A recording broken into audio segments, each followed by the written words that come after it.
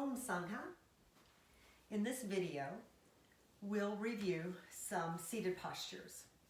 And what's nice about seated postures, we have the base of the floor. The floor is our base. There's a lot of stability that comes from the floor. So there's less of a balance challenge. And we have a greater ability with all that stability to create space in our body. Without force, of course, just mindfully create space. And the seated postures are good for that. They're also nice to add into your yoga practice. You can add them at the beginning, at the end. Depending on the style of yoga you teach, you might have quite a few seated postures. What we'll need for this practice, probably a strap or a cloth belt of some kind. You'll want a blanket, a pillow. If you have a couple blocks. If you have a bolster or something you use like a bolster, bring that in for one of the postures anyway. Find your seat. And the seat that honors the natural curves of our spine. Draw those sit bones together gently. Lift the low belly, and we'll start to engage our lower chakras. The Manipura chakra will also be engaged in this very first shape that we do. So start to find your yoga breath.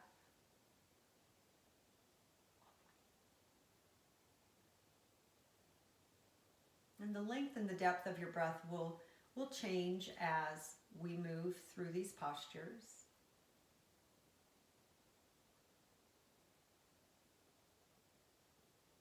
And so whatever length inhale, exhale you have right now, start to move with that. Move forward on your inhale, back on your exhale. And any other movement that you want to add into that, I'm doing the shoulder rolls. And I'm hearing all kinds of agreement from my shoulders that this feels good. Little pops and cracks. No pain now.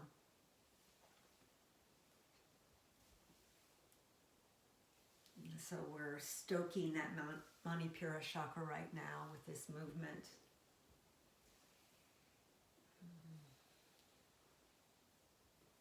Solar plexus chakra. Complete the one you're on, and just switch the way your legs are. If one leg's in front of the other, just switch. And continue.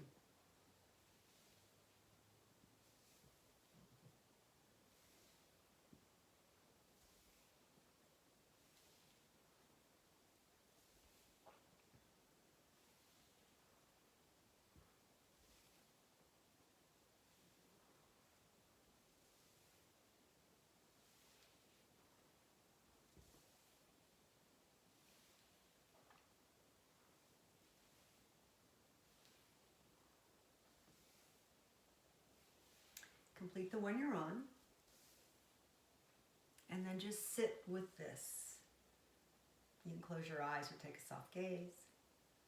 Just notice what that little bit of movement in this very short period of time has done in your subtle anatomy, in your spine. And we'll start to do unassisted twisting. So I like to bring the elbows in at the waist and draw the shoulders down the back. If you feel another position is better for your arms, do it. We just don't want to use the arm against the leg as leverage. Reconnect with those bandhas. And then every exhale, just twist to one side. Draw the chin in a bit so the back of the neck comes out of its natural curve just a little bit. So twisting from side to side with your breath.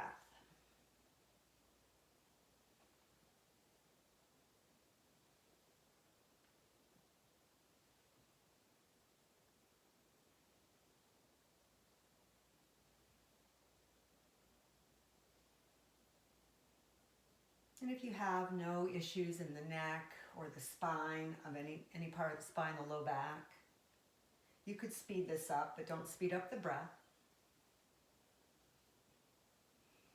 You would speed up the movement, the breath would stay the same.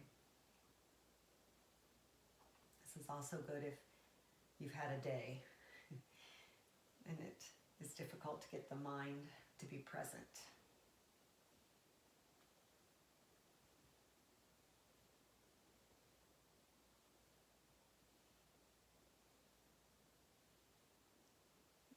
Faster isn't necessarily better, it's just an option. Complete the breath you're on and sit with this energy.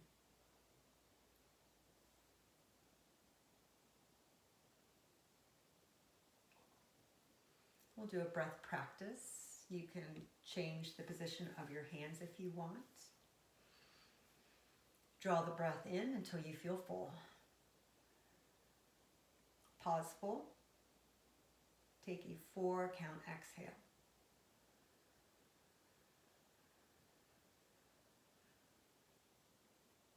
Breathe in until you're full again. 4 count exhale.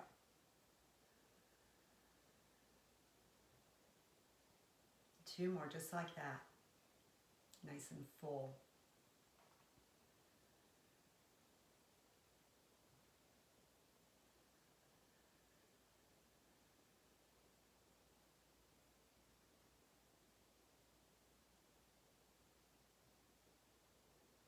And when that's complete, you'll breathe in for 4 counts and take a slow exhale.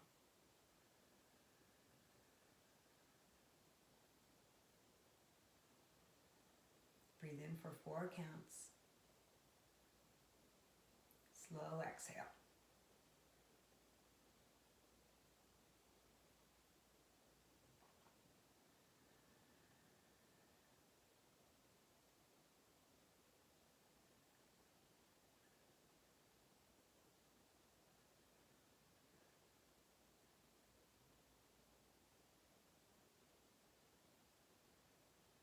If you just finished a breath, take one more, otherwise finish the one you're on.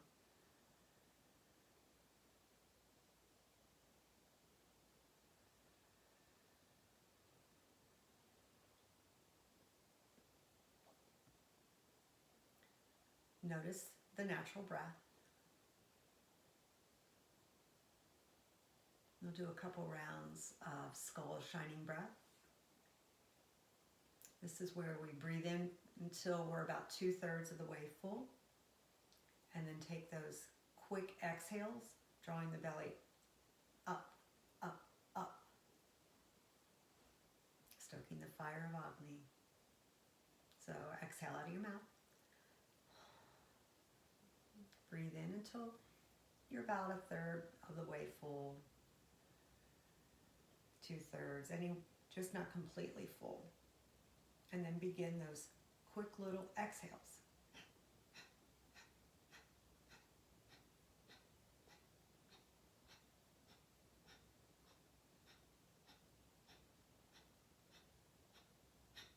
That was 20 for me. Pause.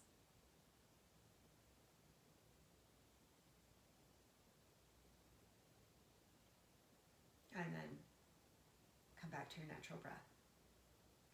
We'll do 2 more rounds. You can do 20 breaths, 30 breaths.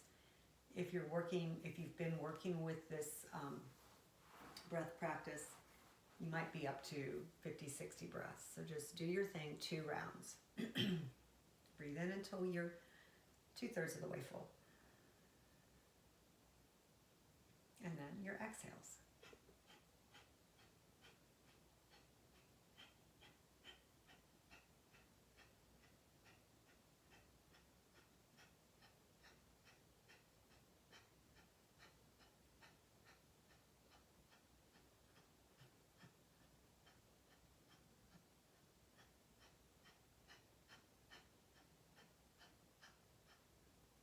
When it's complete for you, pause.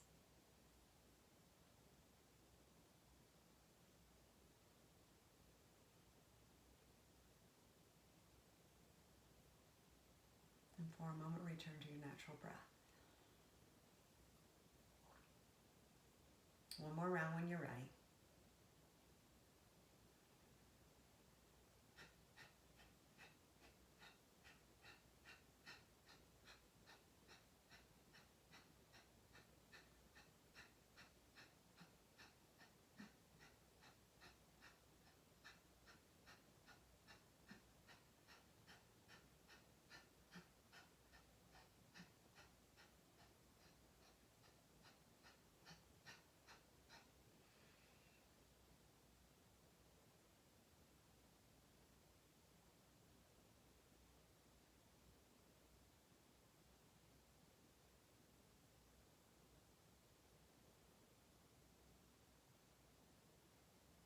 Come back to your natural breath. Next, we will recline so that we can open up our hips. We'll start to work internal and external thigh rotation, and that's where the strap comes in handy.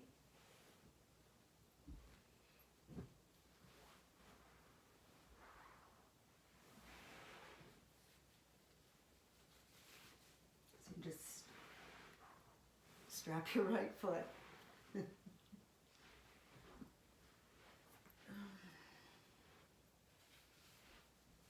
We want to do these with great attention to what the thigh bone is doing. So just have a loose grip on your strap. Turn the thigh out, drop the leg off to the right, and then start to move the heel of that flexed foot across until the right leg crosses the left leg, and then you turn the thigh the other way. Internal. External on the first half. Internal thigh rotation on the second half. Do 8 to 10 of these in a nice slow way. Not only is this helping to open some space there with the internal and external thigh rotators, but we're also moving in that hip socket. And in this ball and socket joint, it's a synovial joint, so this motion creates lotion in the joint. It's a great way to prepare for the seated postures we're going to do. And then when you've completed 8 or 10, stop in the middle and start in the reverse. So you start with the internal thigh rotation as the leg goes across your body, and then you circle in the opposite direction as the right leg crosses the left. It's the external thigh rotation.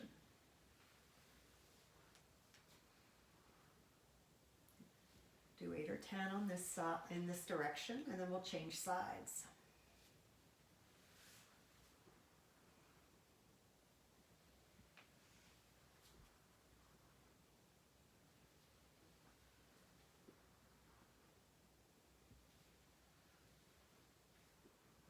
Nice, slow, controlled manner with the breath.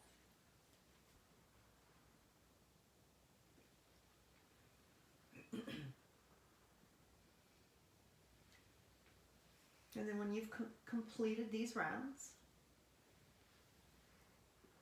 you'll stop for a moment and put the right leg next to the left.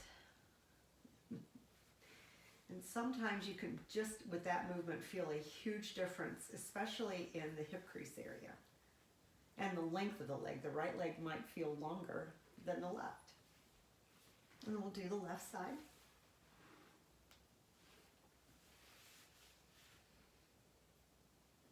Turning the thigh out on the way out, and as the leg crosses the right leg, thigh rotates in. And of course, when the thigh rotates in, the lower leg comes right with it, because the foot is the one that's making the turn, right? The ankle on the foot.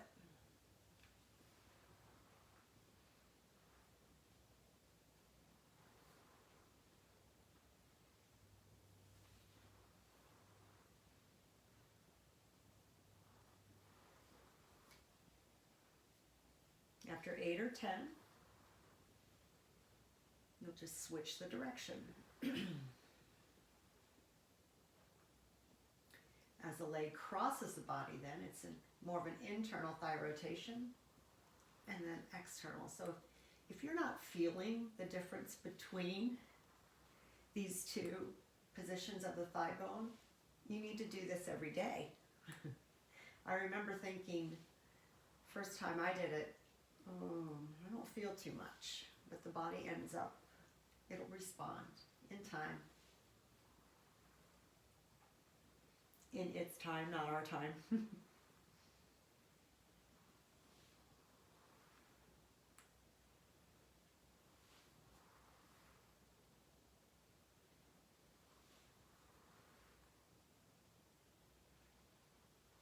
when you've evened that up, you can put the strap aside and just take a moment here to notice how the leg feels, how the legs feel right now. The hip, the thighs, the hip creases. And then roll to one side and come up to a seat. We'll start with some seated twists. Seated twists can, well, they're very simple, but the names can complicate things. Some are called Ardha Matsyendrasana, and that's half Lord of the Fishes pose. But the simplest way to address it is through a seated twist. This is a seated twist. So you start in Dandasana, staff pose, and ground your sit bones. And we'll take the right leg and bend it. And the left leg will tuck underneath us. So the left leg is tucked under, the right, we're stepping on the right foot, right knee is bent, and we just twist toward this leg. Twisting toward this leg, giving it a hug, is plenty. The shoulders are going to try to align with each other, but it comes from lifting in the low belly all the way up the spine. If we come into this in a slouch, it's going to feel different than if we extend, lift up, and twist. So from here, just draw the chin in a little bit, reach the crown upward, and breathe.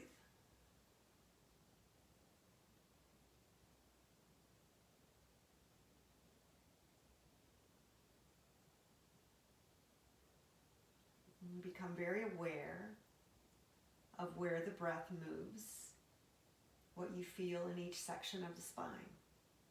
When do you feel it in the lumbar? In the thoracic? How high do you feel it?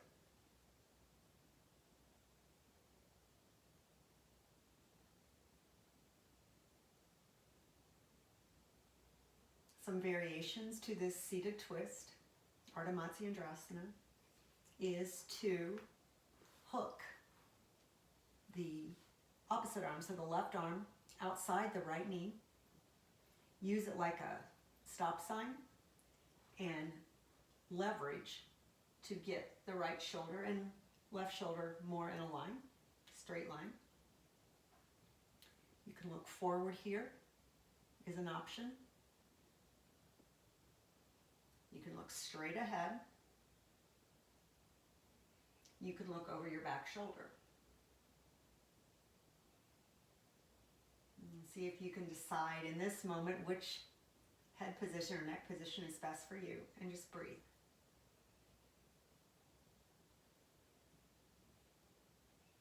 Twists are very good for our digestion. Coming out of a winter season, can be very beneficial to do twists with our yoga breath. And we always want the neck to be happy. So straining the neck to look over your shoulder and look like you see the posture in your book is not going to necessarily be good for your neck. Take it to that first edge of resistance. First edge of resistance, and stay there and breathe.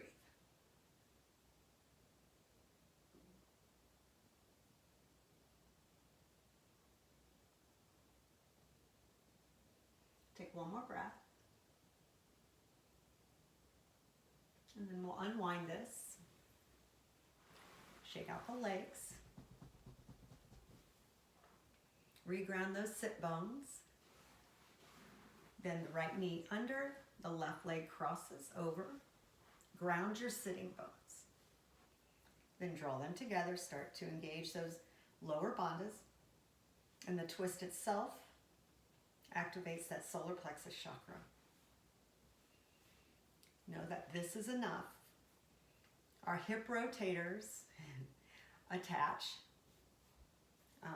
cross those sitting bones. They attach on the pelvis and some on the greater trochanter, some on the lesser trochanter of the thigh bone. So pulling and tugging might not be a good idea for those muscles. For that reason, we might have the flexibility in our spine, but we want to mindfully feel this out. How does it feel to be here before we decide to use this arm as leverage? Another way to use the arm as leverage is forearm along the thigh, the stop sign, like we did on the first side. But in both or all options, you're putting a little weight on the front foot. The sit bones are drawing together, the low belly's lifted, and we're breathing into the spine.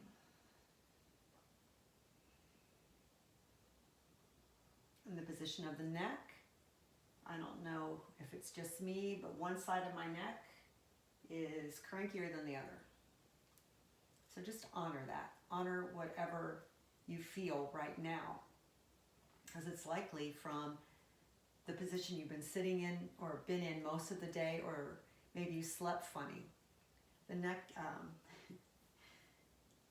you would think sleeping would be good for the neck, but it just depends on how you sleep.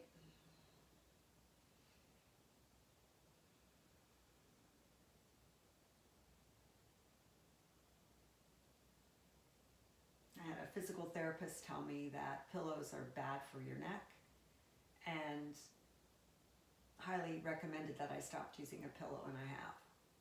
Took a while.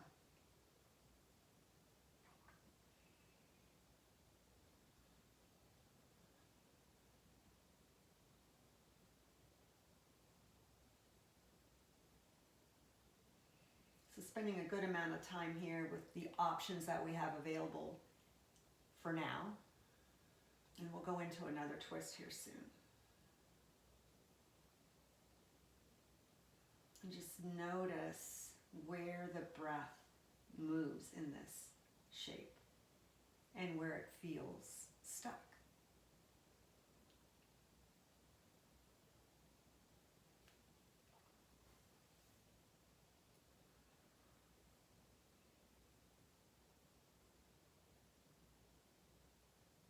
And the back arm, that hand can always go down if that provides stability to you. Just take a few more breaths.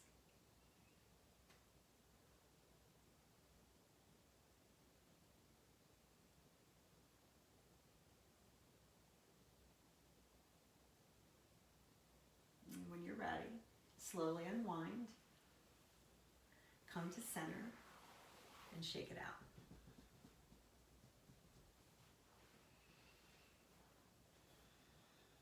And so sitting on our sit bones with the legs extended, we'll go into Marichiasana.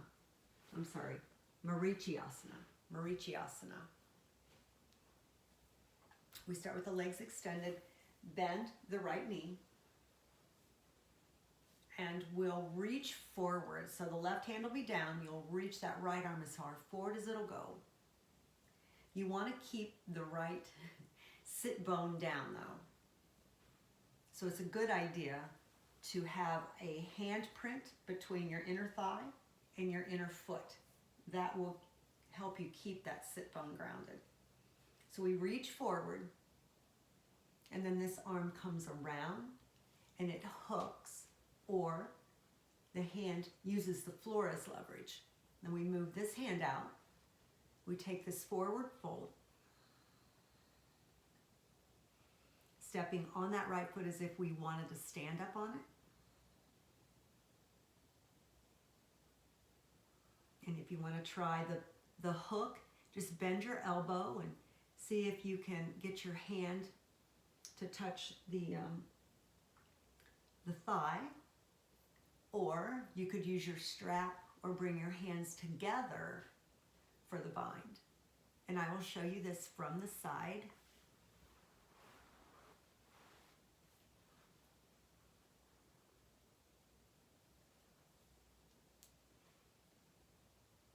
The left leg is active.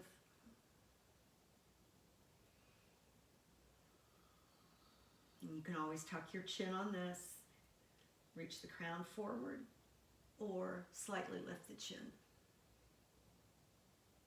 Take 2 more breaths.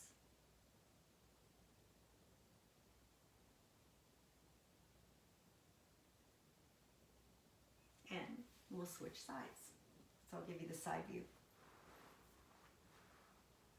The right leg's extended. We're stepping on the left foot. The left heel's in line with the sit bone. But if it's right up here, we might not be able to ground the sit bone. So let the sit bone decide how you sit. Reach the left arm forward and then around. Maybe start here with the arms extended, using the upper arm against the lower leg as leverage to help you find a little more space to fold. And then you can decide if this is beneficial, a hook or a bind. We tend to have asymmetry in our shoulders, so don't expect one side to be exactly like the other side. So deep hip crease flexion, taking this forward fold that also helps us open the shoulder. And you'll want the neck to be long. You want the neck to be as comfortable as possible. And let's say it isn't. This would be a good opportunity to slide a block on your shin or inside the calf to rest your head on. Yoga is not intended to strain our neck. And take about 3 more breaths here. Notice what's going on in your low back, left side versus right.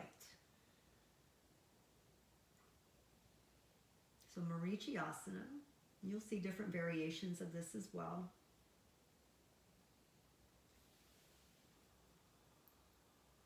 And then just back out of it when those breaths are complete. And come to center. Some other variations that you can do with that pose and some of the seated twists is the leg that is extended can be in half lotus. Okay, that's something that you would progress to. And of course that's different thigh rotations, and we'll be working on that here in a moment. So those are the seated twists that we're working on today. And now we'll start to work on some external thigh rotation in a simple pose called baby cradle. You sit on those sitting bones, same deal, lifting up from the sitting bones, and you take the right leg and cradle it. So sometimes a half happy baby is a good place to start, but for baby cradle, you just make circles in the hip joint, holding the knee and holding the foot or the ankle. That brings in that synovial fluid. A little lotion into the hip joint. Do equal amount in each direction.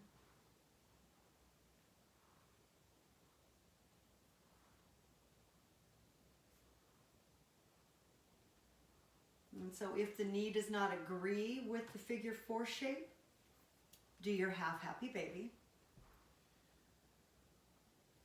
or the figure 4 shape. And you'll see people put the foot in the elbow crease and the knee in the other elbow crease and cradle like this. If that works for you, fine. But there's no reason to force anything, especially with the knee in this position. This knee is bent.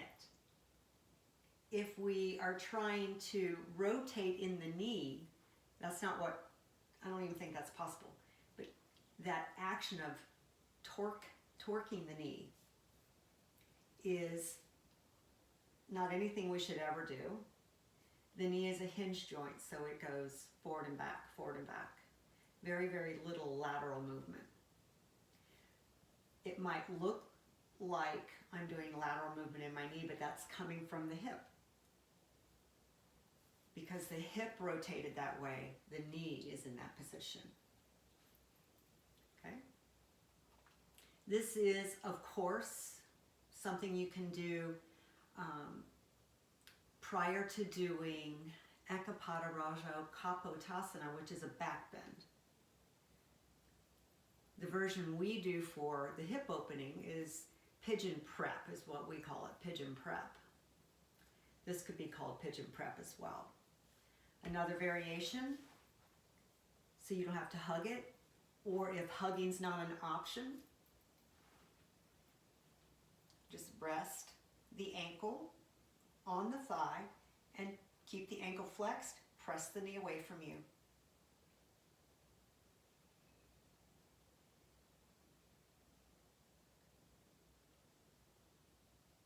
So this is a pigeon prep pose, a baby cradle variation. They're called, different things. But we're working toward Agni Stambhasana, which is fire log pose, where we stack our shins on top of each other. Maybe not today. It does definitely take time. Okay, so let's extend the legs and just notice the difference between the two sides, especially in the hip joint. And we'll start to work on the second side. So draw that foot in, see how that feels before we start working on a figure 4. Make circles, creating some lotion again in that hip socket. And eventually just seeing what this side will do, what's available here. So I was hugging my other side very, very close to my chest, and this one's not agreeing with that. So I will hold my left arm underneath the calf to help me hold this position. Any movement would be good too, just gentle movement.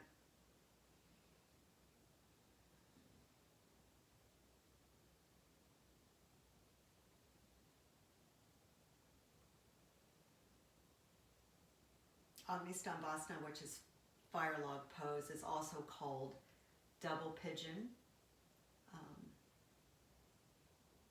Fire log pose, I'll show you what that looks like. It's a challenge, but we have some props that can help us, maybe get closer to it. And it's not about getting close to the shape. It's about getting to that place where we feel some resistance and being able to stay there. So fire log pose, Agni Stambhasana, we stack our shins. So if you have one side of your hip that doesn't seem as open as the other, put that one on the bottom. So for me, that's the left. You take and slide the shin parallel to your yoga mat, and then the right shin goes on top. So this is what it looks like for a lot of people. Having a pillow to try to close that gap. Ooh, that feels really good. I don't practice this like I used to. I used to practice it all the time and didn't need this pillow. But you know, what we give our attention to is what grows in our life and in our practice. So keep the ankles flexed, and you can stay upright or fold. So that brings on maybe another prop, a block.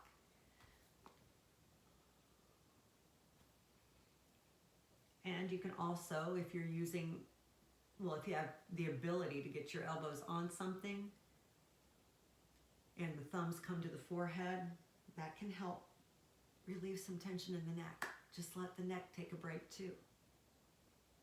So wherever you feel that resistance, send your breath there.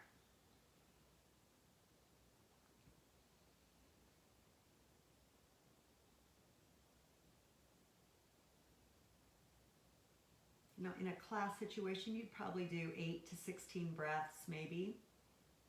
I don't want you to think this is yin. These are not yin poses. However, there are yin variations of them.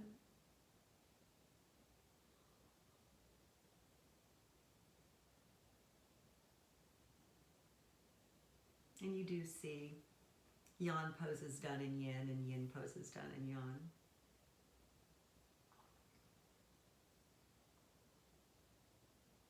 Take 2 more breaths. And so anyone that has tight hips, has trouble with tingling down the back of the leg, pain in the hip, pain in the knee, everything's connected. Working like this for, you know, a couple minutes a pose, or 12 to 16 breaths and changing sides, will slowly and mindfully create space. That's the only way you're going to do it, is slowly and mindfully. So you'll undo the legs, shake them out. Just notice. Then we'll set it up with the other leg on the bottom. So you can see where baby cradle might be something you do for a very long time, or the seated figure 4. And if you want to recline, you can do the figure 4 reclined with your foot on the wall. That's not what we're doing today, but if you want to do it now, you can. I'll never know. Yeah, so this side is different.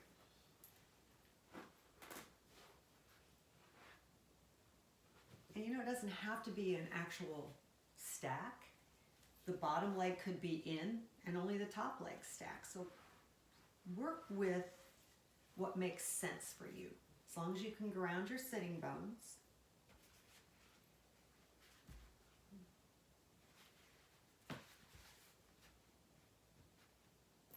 And anytime I can relieve my neck from holding the head up, I'm happy to do it.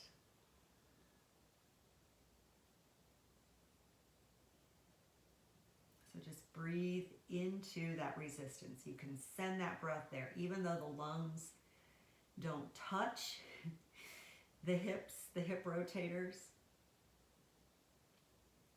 The lungs move, and things around the lungs will make it feel like you're getting that breath right there.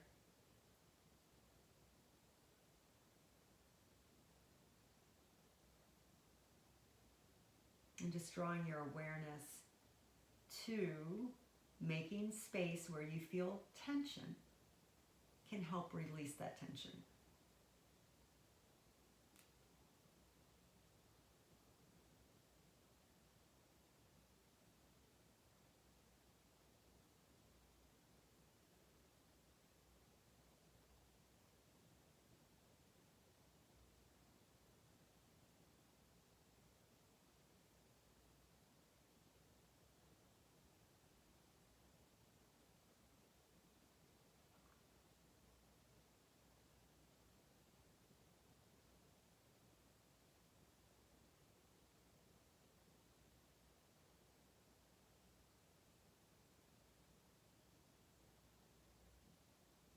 couple more breaths.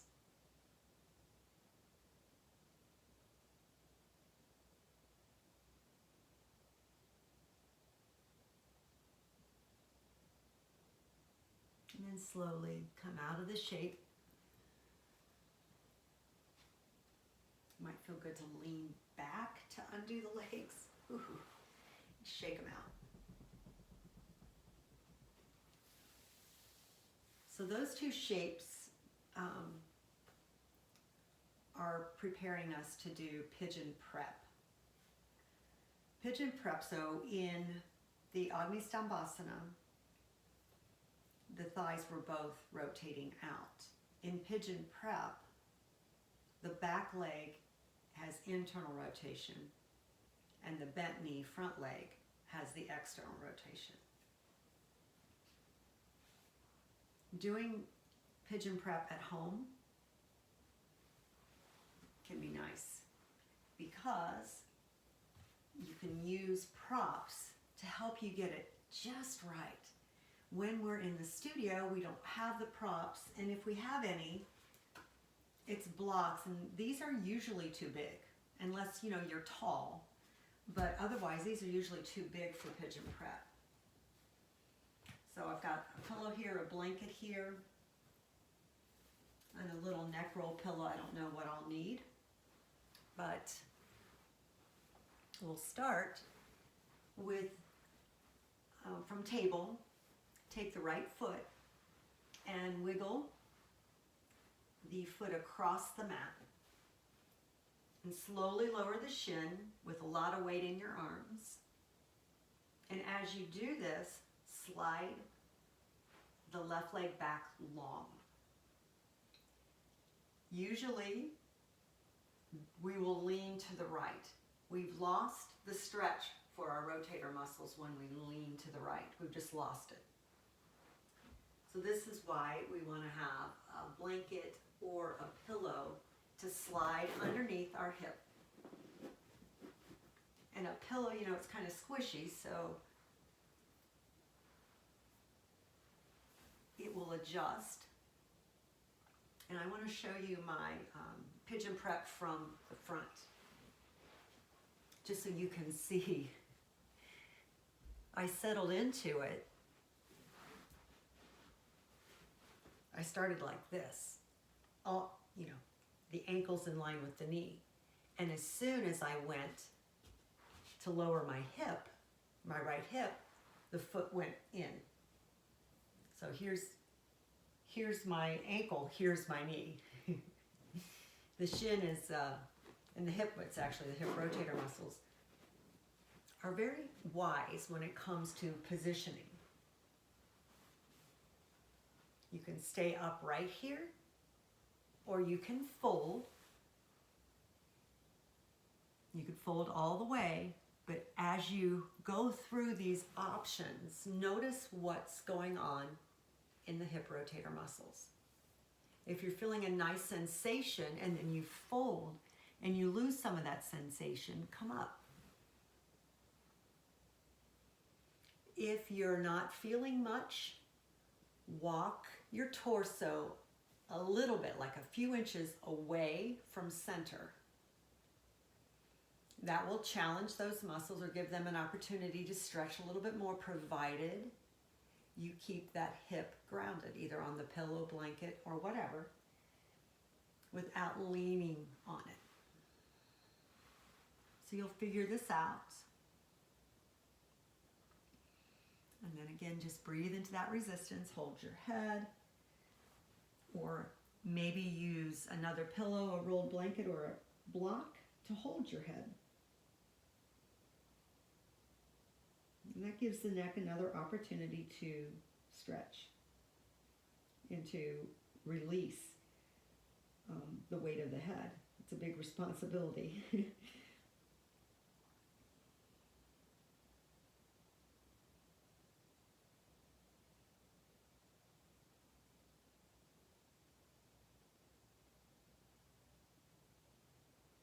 And there are many hips and knees that will not be able to do this at all. So it's nice to start from a seated position. So start in this option and then offer the pigeon prep. So let's do the other side. Shaking it out. Or if you see someone struggling in pigeon prep, offer them to sit up or recline and do the reclined pigeon prep on your back. Okay? So, from table, set it up with the left side. Flex the left ankle. Slide the right leg back. This is a very small room. The right hip, the extended leg hip, is rotating in. This hip is rotating out, external thigh rotation. So just breathe. Keep your low belly lifting. Draw those sit bones together. Act like you could.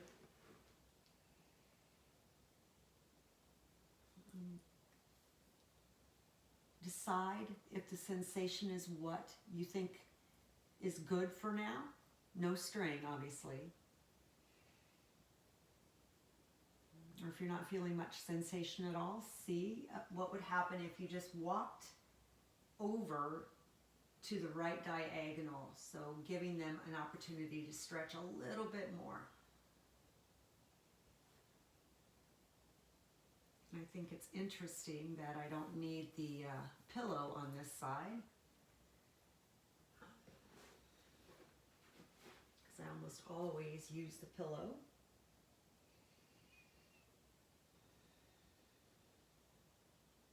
And breathe. I think the work we did with the strap, though, I used to do that every day. It's very, very good for our hips. I think that might have had something to do with it.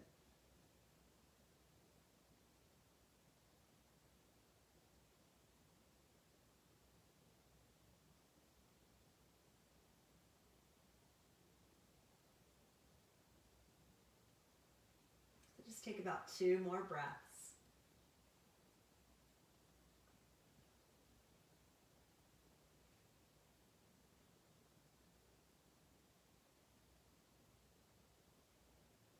And then slowly come out.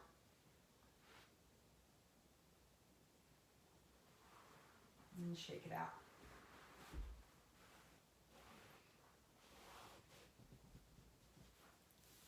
So Ekapada Raja Kapottasana is the king pigeon pose, which is a back bend. So it's that pigeon prep, but we're taking a back bend in it. And that's not what we're going to do today. We're just working on postures that open up the hip and involve internal and or external thigh rotation. So involve those rotator muscles. Okay. Now that we've worked to externally rotate the thigh bones, we can do Baddha Konasana, which is bound angle pose. And many refer to this as butterfly because Baddha Konasana, unless you study yoga, you don't know what Baddha Konasana is. Bound angle. So this, they tell you to bring the pinky edges of your feet together. Open your feet like a book, and as you do that, press the knees down and away from you. That might work. It might work a little bit better if you have your hips elevated, if that's something you need. But it can also just be pinky edges of the feet on the mat, soles of feet together. and the feet can be away from you. So this is butterfly pose, Baddha Konasana, bound angle. That means we're holding our feet, we're binding here.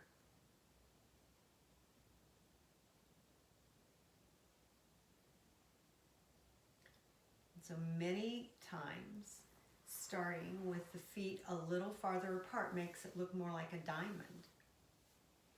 Press into the hands behind you and just actively press the knees downward.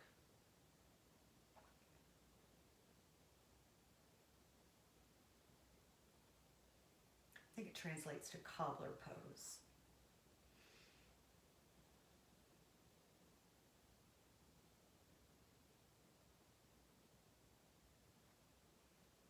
Some like to fold in this pose.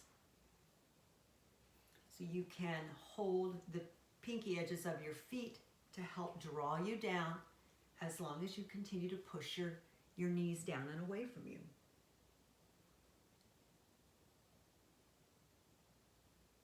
And breathe in to this shape. And if this shape isn't working, slide your forearms underneath your lower legs and hold on to something.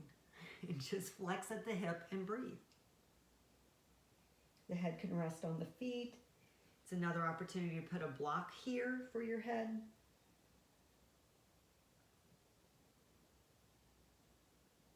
Very good at opening the rotators that externally rotate our thigh bones. Notice what's going on in your low back from the pelvic tilt.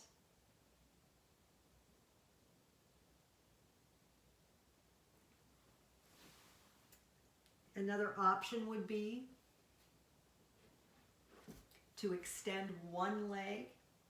If having both bent is too much, extend one leg and work one at a time. You could hold your head.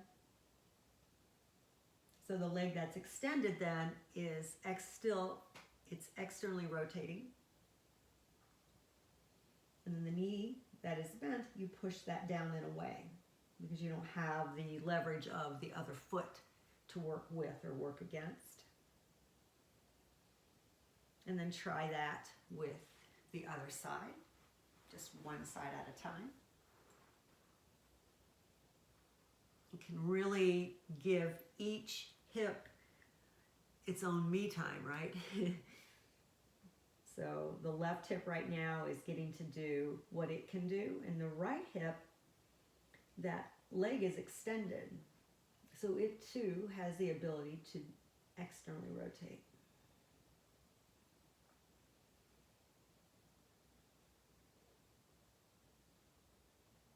Take a couple more breaths on this side. And then we'll try the extended leg version. Walking up, extending the legs, grounding those sit bones, and then flex forward at the hip creases. Flex at the hip creases. This is where you might need a block, a bolster. It might be too much on the back of the knees. It might be too much on the back of the thighs. It might be too much for the hamstrings.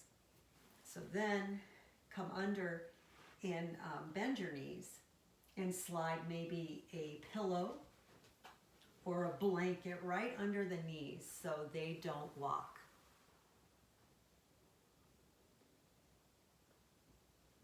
Let's take a few breaths here to explore. The intention of this video is to give you some ideas. It would be nice to hold all these postures for a long time, but you can pick and choose according to what you feel in your anatomy, what feels tight, what could use some extra love, and then what you experience as you practice these postures. That's the information you will use with your students when you're teaching. You learn from, we can learn from reading books, but with something like yoga, we learn from the experience of the shape and how it feels in our body and what happens in our body and in our mind. Okay, so 2 more shapes to show you. And one just because they get confused, and I think it's important to know the difference between these 2 shapes. There's Virasana and Vajrasana. Virasana is hero pose. And in hero pose, we sit between our legs. Well, this does not work for a lot of people. I'm not even sure how it'll work on me today. So the knees are hip distance apart. You roll your calf muscles out of the way and sit down between your legs. Yeah, I can sit between my legs, but I don't want to for very long. That's really tight on the knees. You can use a rolled up blanket. And actually, you might be able to use a block. Now, the blocks they don't compress. They're not squishy. So you would just have to pick a level, sitting between the block or sitting on the block. It's a much nicer position for my knees and my ankles. The ankles don't like extension if they're not used to it. So this is hero, sitting between the legs. I think the block is a little too high, and I want the ability to compress whatever prop I'm on the chance that my body responds. And then the variation where we recline is Supta Virasana, so reclined hero. Hero, sitting on your legs, reclined hero. Reclining back, and I used to practice this a lot, and I was able to recline, and my hip flexors just said, I don't think so. So this would probably be a good opportunity to use a block or a bolster, because you don't want to go too far back. I've got 2 blocks here. See what, yeah, okay, that's not bad. But if your knees start to pop up, you're going too low. You're reclining too much. I think I'm going to add this to my personal practice. We're opening up the quads and the hip creases, hip flexors. So this then can influence our back bends. Camel, Dhanurasana, Urdhva Dhanurasana, Camel's Ustrasana. And so this is hero.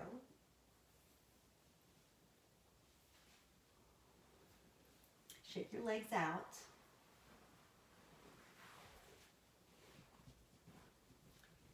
And then Vajrasana is thunderbolt pose, where you're just sitting on your legs, not between them. So in this shape, you have an opportunity to flex your ankle and your toes to get the feet a stretch. You know, we've got 25 muscles in our feet, 26 joints. I don't know how often you stretch your feet, but I hardly ever stretch mine. So this is thunderbolt pose, sitting on your legs.